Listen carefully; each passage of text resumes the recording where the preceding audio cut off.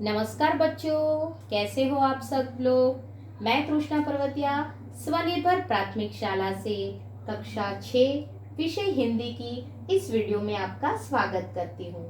बच्चों, हमने हमारी पिछले वीडियो में कविता 5 धरती को महकाए पूर्ण की थी और उसकी टेस्ट भी रखी थी। आशा रखती हूँ कि आपने टेस्ट बहुत अच्छे से दे दी होगी और कविता को भी अच्छे से तैयार कर लिया होगा। आज हमारी इस वीडियो में हम पाठ 6 सुबह जो एक प्रसंग कथा है उसकी शुरुआत करने जा रहे हैं। तो चलो बच्चों, अब हम हमारे पाठ की ओर आगे बढ़ते हैं। पाठ 6 सुबह। बच्चों, आज हम हमारे नए पाठ की शुरुआत करने जा रहे हैं। इस पाठ का नाम है सुबह और इसका प्रकार है प्रसंग कथा। बच्चों, इस पाठ में पोलियो की बीमारी में बताया गया है कि पोलियो की बीमारी से बच्चे जो है वो विकलांग हो जाते हैं। बच्चों को इस बीमारी से बचाने के लिए पोलियो की दवाई पिलाई जाती है और अगर पोलियो की दवाई ना पिलाई जाए तो बच्चों को पोलियो जैसी भयंकर बीमारी से जूझना पड़ता है। इस सच्ची घटना में पोलियो से विकलांग बालिका रेशमा की सच्ची कहानी बताई गई है।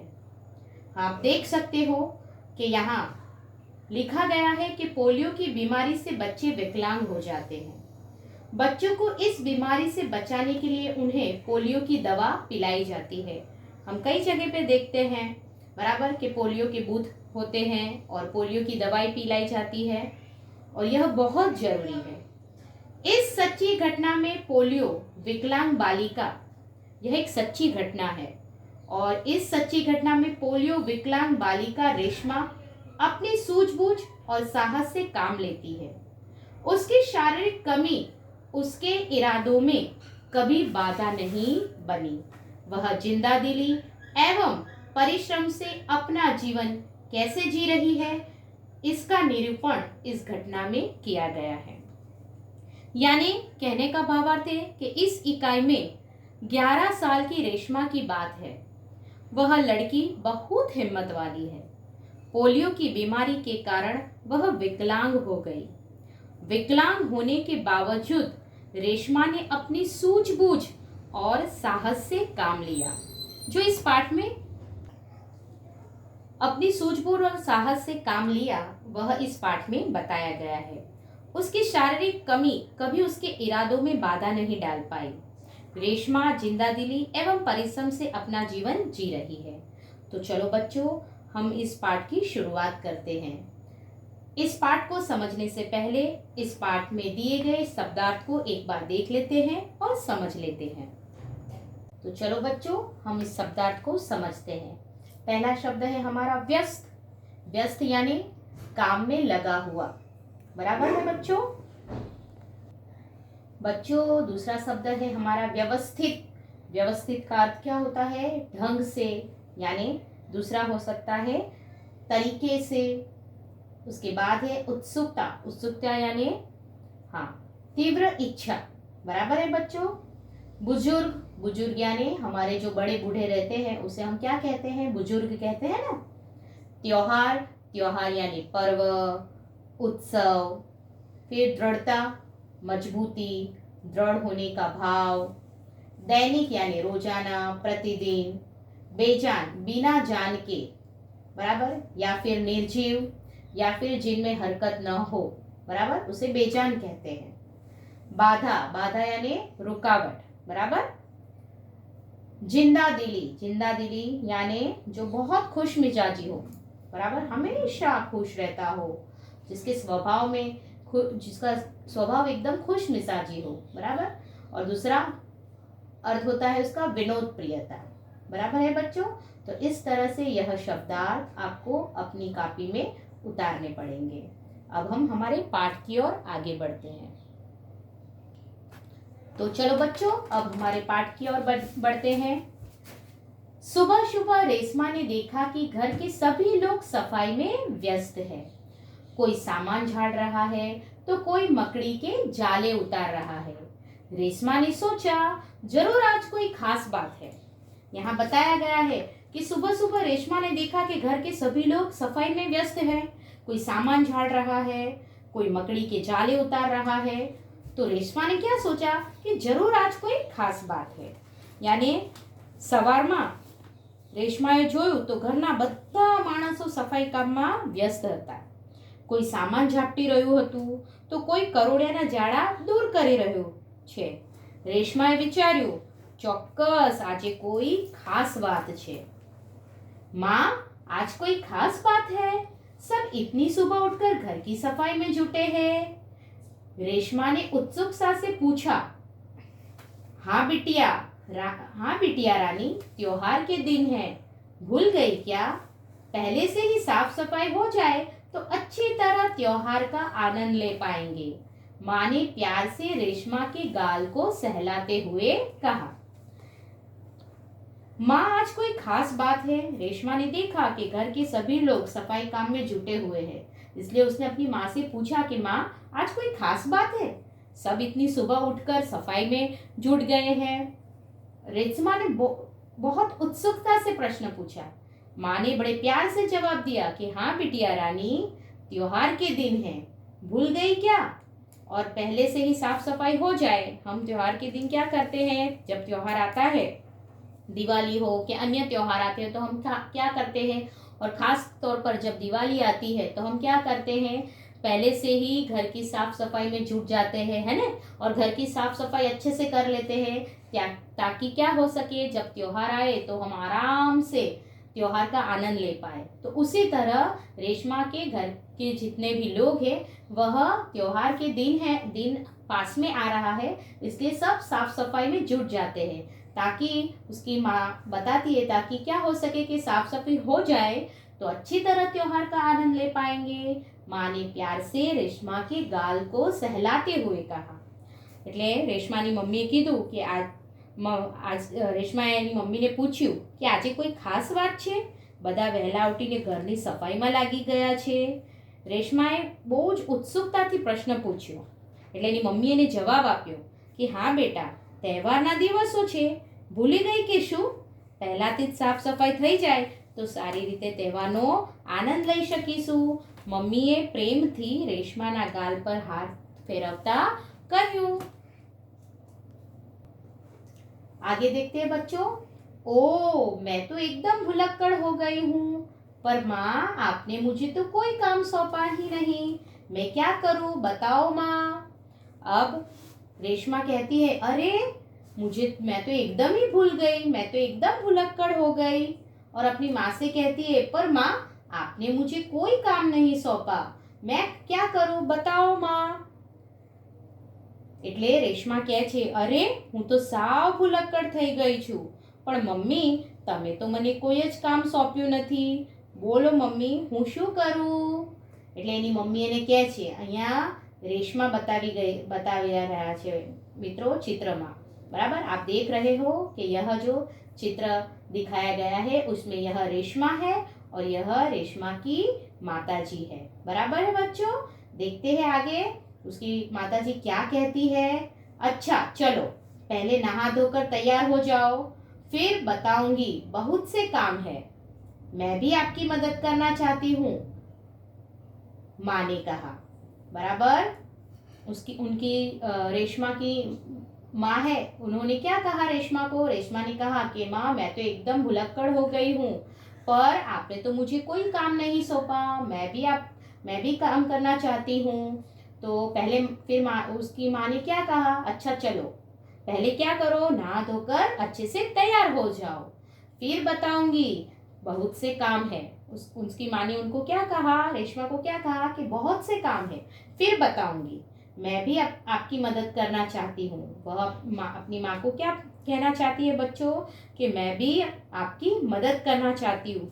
उसकी शारीरिक कमी कभी उसके इरादों में बाधा नहीं डाल पाई। यह बात यहाँ बताई गई है कि वह विकलांग है, फिर भी वह काम करना चाहती है, बराबर, और परिश्रम भी करना चाहती है। इस वजह से वह कहती है कि मुझे भी काम दो, मुझे भी बताओ। तो इसमें कहना चाहते हैं કે એની મમ્મી કહે છે કે સારું ચાલ પહેલા સ્નાન કરી તૈયાર થઈ જા, પછી बताओ ઘણા કામ છે, હું પણ તારી મદદ લેવા માંગુ છું। यानी उसकी माँ ने उसको बताया कि मुझे भी तेरी मदद की जरूरत है। इस तरह माँ ने उसको कहा। आगे देखते हैं बच्चों। रेशमा ने रुआसे स्वर में कहा, बराबर, मदद तो मैं जरूर लूंगी, मैंने तुम्हारे लिए कई काम सोच रखे हैं। रेशमा ने रुआसे स्वर में कहा, मदद तो मैं जरूर लूंगी, मैंने तुम्हारे लिए कई काम सोच रखे हैं, नहा धोकर नाश्ता कर लो, फिर बताऊंगी। कहते कहते माँ ने रेशमा को उसकी पहिए वाली कुर्सी पर बिठा दिया। जो यहाँ हम चित्र में देख रहे हैं, रेशमा की पहिए वाली कुर्सी पर, और रेशमा उस कुर्सी पर बैठी हुई है। रेशमा ने अपनी पहिए वाली कुर्सी को धीरे धीरे धकेला और अपने दैनिक कार्यों में लग गई। बराबर। एक बार देखते हैं कि रेशमा ने रुआसे यानी ममता भरे स्वर में, बराबर, रेशमा ने रुआसे स्वर में कहा, और माँ ने भी कहा मदद तो मैं जरूर लूंगी, यानी तुम्हारी मदद तो मैं जरूर लूंगी। और माँ ने यह भी बताया कि मैंने तुम्हारे लिए कई काम सोच रखे हैं, पहले नहा धोकर नाश्ता कर लो, ऐसा कहा माँ ने, और फिर बताऊंगी। कहते कहते माँ ने क्या करा, रेशमा को उसकी पहिए वाली जो कुर्सी पर उसे बिठा दिया। रेशमा ने अपनी पहिए वाली कुर्सी को धीरे धीरे धकेला और अपने दैनिक कार्यों में लग गई। यानी इस परिच्छेद में कहना चाहते हैं कि પછી રેશમાની માએ મમતા ભર્યા આવાજે કહ્યું, બરાબર। રેશमा ने रुआसे स्वर में, रेशमा को रुआसे स्वर में कहा, यानी ममता भरे स्वर में कहा, मदद तो હું જરૂર લઈશ, મેં તારા માટે ઘણા કામ વિચારી રાખ્યા છે, નાઈ ધોઈને નાસ્તો કરી લે, પછી બતાવીશ। આમ કહી તેણે રેશમાને પૈડાવાળી ખુરશીમાં બેસાડી દીધી। રેશમા તેની પૈડાવાળી ખુરશી ધીરે ધીરે, બરાબર, શું કર્યું, ધીરે ધીરે ધકેલી એના દૈનિક પ્રવૃત્તિમાં લાગી ગઈ, એટલે કે જે રોજનું કાર્ય છે એમાં લાગી ગઈ। बच्चों चलो आगे बढ़ते हैं। रेशमा जब 5 साल की थी तभी से उसके दोनों पैर काम नहीं करते थे। अब रेशमा की बात बताई गई है कि वह किस तरह से इस समस्या का उसने सामना किया, बराबर, और उसके जीवन में यह परिस्थिति कैसे आई। तो रेशमा जब 5 साल की थी तभी से उसके दोनों पैर काम नहीं करते थे। એવું બતાવ્યું છે કે રેશમા જ્યારે 5 વર્ષની હતી, बराबर, ત્યારથી એના બંને પગ કામ નહોતા કરતા। उसे बहुत तेज बुखार हुआ और घुटनों से नीचे दोनों पांव एकदम बेजान हो गए। बराबर, क्या बताया है कि जब वह 5 साल की थी उसे बहुत तेज बुखार हुआ और घुटनों से नीचे दोनों पांव एकदम बेजान हो गए। बराबर, જ્યારે 5 વર્ષની હતી ત્યારે એને ખૂબ તાવ આવ્યો અને ઘૂંટણ નીચેથી બંને પગ કામ કરતા બંધ થઈ ગયા। बहुत इलाज करवाया पर रेशमा के पाँव में जान नहीं आई। बहु इलाज कराव्यो, बराबर, पण फरी रेशमाना पगमा ए फरी जीव आव्यो नहीं। बराबर, बहुत, परंतु अब 11 साल की उम्र में वह अपने सारे काम स्वयं करती है। તેને પોલિયો થઈ ગયો અને રેશમા ખૂબ જ દ્રઢ મનોબળવાળી છોકરી હતી। બરાબર, એટલે શું થાય, રેશમા खूब ज दृढ़ मनोबल वाली छोकरी है। बराबर, शुरू में उसे जरूर दूसरों की सहायता लेनी पड़ी, शुरुआत में तेने बीजानी मदद लेवी पड़ती, परंतु अब 11 साल की उम्र में वह अपने सारे काम स्वयं करती है। परंतु 11 वर्ष की उम्र ते पोताना बधा ज काम जाते करे छे। वह अपने परिवार पर अपने काम के लिए निर्भर नहीं रहना चाहती। वह पोताना काम माटे पोताना परिवार पर, बराबर, आधार रखवा मांगती नहीं, क्योंकि वो कैसी लड़की थी, बहुत ही जिंदा दिल एवं परिश्रम करने वाली, बराबर, और शारीरिक की कमी कभी उसके इरादों में बाधा नहीं डाल पाई। इस वजह से वह अपना काम खुद करना पसंद करती थी। परिवार के सभी सदस्य, पिताजी, छोटा भाई गोलू, दादाजी, दादी जी, सभी उसे बहुत प्यार करते हैं। वह सबकी आंखों का तारा है। એવું કહે છે કે પરિવારના બધા સભ્યો, બરાબર, નાનો ભાઈ ગોલુ, દાદા દાદી, એના પપ્પા બધા તેને ખૂબ પ્રેમ કરે છે. તે બધાને ખૂબ જ પ્રિય છે. આંખો કા તારા યાनी बहुत प्यारा होना. माँ ने रसोई घर में सारे बर्तन, डिब्बे, बोतलें नीचे उतार कर साफ कर दिए थे. उन्होंने रेशमा को आवाज दी, रेशु, अगर तुमने नाश्ता कर लिया हो तो काम में मेरा हाथ बटाओ. माँ ने रेशमा से कहा था कि पहले तुम नहा धो लो, बराबर, नाश्ता कर लो, उसके बाद मैं तुम्हें काम सौंपूंगी. तो अब माँ ने क्या करा, रसोई घर में सारे बर्तन जितने भी थे, डिब्बे थे, बोतलें, वह सब नीचे उतार कर साफ कर दिए थे. उन्होंने रेशमा को आवाज दी, रेशु, अगर तुमने नाश्ता कर लिया हो तो काम में मेरा हाथ बटाओ. बराबर, એની મમ્મીએ રસોઈ ઘરના વાસણો, ડબ્બા, પછી બાટલીઓ નીચે ઉતારી સાફ કરી દીધી. પછી તેણે રેશમાને બૂમ પાડી કે રેશુ, જો તે નાસ્તો કરી લીધો હોય તો કામમાં મને મદદ કર. તો રેશમાને જવાબ दिया, हाँ माँ, मैंने नाश्ता कर लिया. दूध का मेवे वाला दलिया बहुत अच्छा बना है.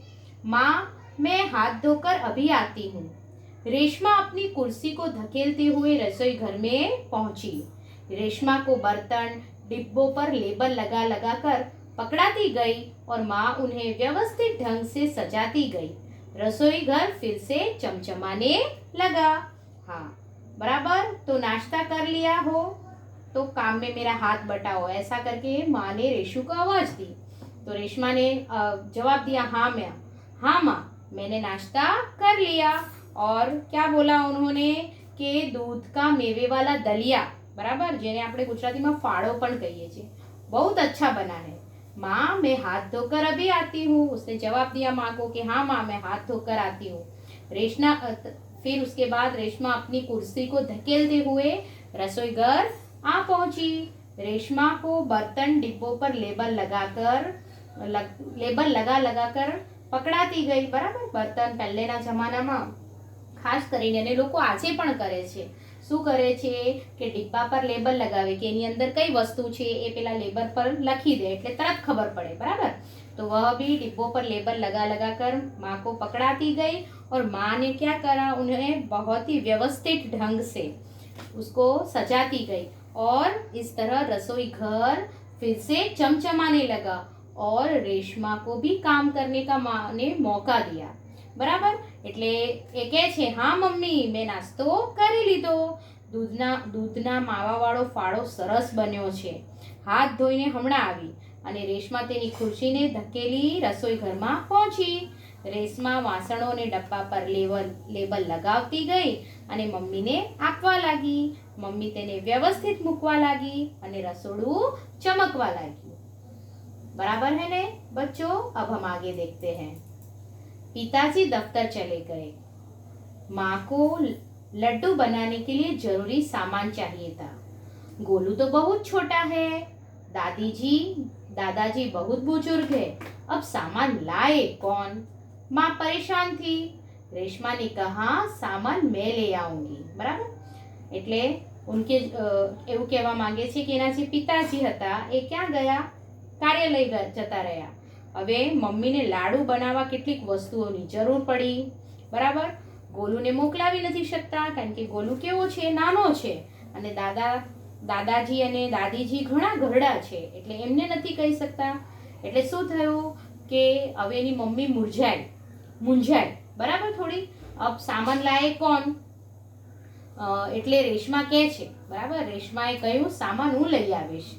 તમે મને સામાનની યાદી, બસ आप मुझे सामान की लिस्ट और एक थैला दे दीजिए. અને તરત કીધું કે સામાન હું લઈ આવીશ, તમે મને સામાનની યાદી અને એક થેલો આપો. બરાબર, એવું એની મમ્મીને કહે છે. तुम ले आओगी अकेली? એની મમ્મી એને પૂછે છે કે તું એકલી લઈ આવીશ? क्यों? क्योंकि हम सब जानते हैं कि वह रेशमा जो थी वह पोलियो की बीमारी के कारण वह विकलांग हो गई थी. इसलिए माँ ने उससे तुरंत पूछा कि तुम ले आओगी अकेली? तो रेशमा जवाब देती है, हाँ माँ, એક બાર પહેલે બી તો લાવી હતી. એની મમ્મીને યાદ અપાવે છે કે મમ્મી એક વખત પહેલા પણ તો લાવી હતી ને. રેશમા કી आवाज में दृढ़ता थी. रेशमा आवाज में दृढ़ता थी. बराबर, क्योंकि रेशमा बहुत हिम्मत वाली लड़की थी, इस वजह से उसके आवाज में एक दृढ़ता थी कि हाँ वो जरूर इस तरह का काम कर पाएगी. ठीक है बच्चों, तो आज हम यहाँ तक ही अपना यह पाठ देखेंगे. आपको यह पाठ को अच्छे से एक बार पढ़ना है. मैंने जो आपको शब्दार्थ बताए उसको अपनी नोटबुक में अच्छे से उतारना है. आगे का पाठ अब हम हमारी अगली वीडियो में देखेंगे बच्चों. अपना ध्यान रखना.